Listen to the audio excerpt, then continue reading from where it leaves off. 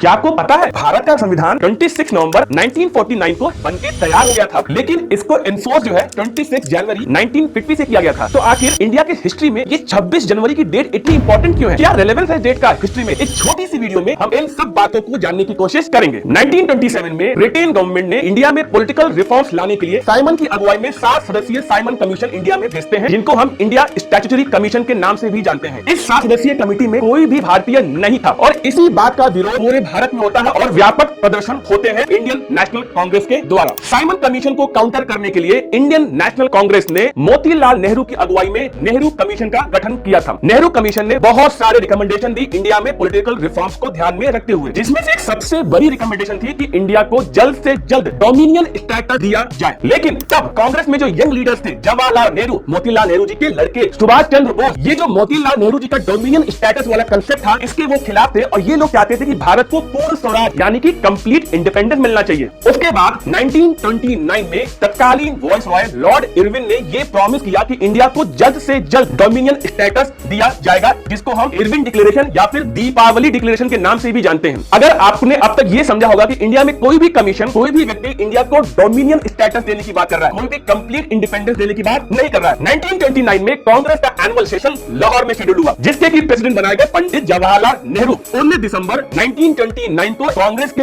उस सेशन में एक बहुत महत्वपूर्ण प्रस्ताव पारित हुआ। उसमें कहा गया कि इंडिया हर साल 26 जनवरी को अपना इंडिपेंडेंस डे मनाएगा, यानी कि पूर्ण स्वराज। 26 जनवरी 1930 के बाद से भारत हर साल अपना इंडिपेंडेंस डे यानी कि पूर्ण स्वराज हर साल मनाता आ रहा था। लेकिन भारत को तो आजादी मिली 15 अगस्त 1947 को। उस 26 जनवरी की डेट को याद रखने के लिए हम अपना रिपब्लिक डे हर साल 26 जनवरी को मनाया करते हैं। तो ये रीजन है कि हमारे संविधान है 26 जनवरी को एनफोर्स हुआ था। आशा करता हूँ आपको ये वीडियो जरूर पसंद आया होगा। टेस्ट कोच की टीम की तरफ से आप सबको गणतंत्र दिवस की हार्दिक बधाइयां एवं शुभकामनाएं। जय हिंद।